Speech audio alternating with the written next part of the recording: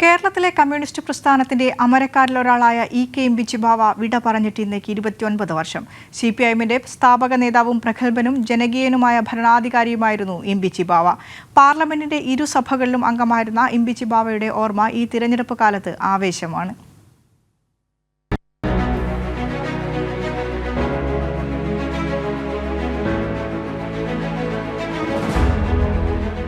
പഴയ ഏറനാടിന്റെ കമ്മ്യൂണിസ്റ്റ് കരുത്തും മനുഷ്യസ്നേഹ രാഷ്ട്രീയവുമായിരുന്നു ഇ.കെ. ഇമ്പിച്ചിബാവ. ദേശീയ പ്രസ്ഥാനത്തിനു മുമ്പേ ബ്രിട്ടീഷ് വിരുദ്ധ പോരാട്ടത്തിന് പേരുകേട്ട പൊന്നാനിയിൽ നിന്ന് വെളിയങ്കോട് ഉമർ ഖാസിക്കും ആലി മുസ്ലിയാർക്കും മുഹമ്മദ് അബ്ദുറഹിമാൻ സാഹിബിനും ശേഷം കേരളം ഏറ്റവും ഉച്ചത്തിൽ കേട്ട നാമധേയം.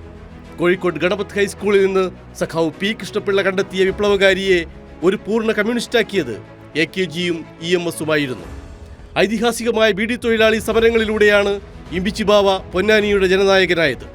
സ്വാതന്ത്ര്യ സമരത്തിൽ പങ്കെടുത്ത് സേലം, ബെല്ലാരി, കോയമ്പത്തൂർ ജയിലുകളിൽ അടക്കപ്പെട്ട ഇമ്പിച്ചിബാവയ്ക്ക് 62-ലെ ഇന്ത്യ ചൈന യുദ്ധകാലത്തും അടിയന്തരാവസ്ഥക്കാലത്തും ജയിൽവാസം അനുഭവിക്കേണ്ടി വന്നിട്ടുണ്ട്.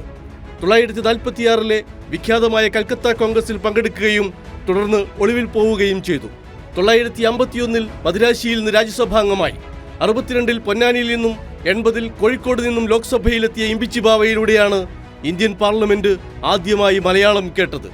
ഹിന്ദിയല്ലാത്തൊരു ഇന്ത്യൻ ഭാഷയ്ക്ക് പരമോന്നത നിയമനിർമ്മാണ സഭയിൽ ഇടം കിട്ടിയ ആ ചരിത്രം പിന്നീട് പാർലമെന്റിൽ നിയമമായി.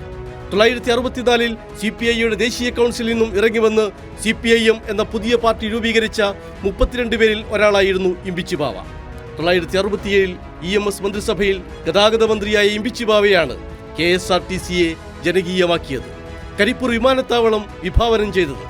ഒരു സാധാരണക്കാരന് എങ്ങനെ മന്ത്രിയാകാമെന്നും ഒരു മന്ത്രിക്ക് എങ്ങനെ സാധാരണക്കാരനാവാമെന്നും തെളിയിച്ച ഇമ്പിച്ചിബാവ മന്ത്രിസ്ഥാനം ഒഴിഞ്ഞ ശേഷം നേരെ പോയത് നിലമ്പൂർ കോവിലകത്തിന്റെ ഭൂമി പിടിച്ചെടുക്കാനുള്ള മിച്ചഭൂമി സമരത്തിലേക്കാണ്.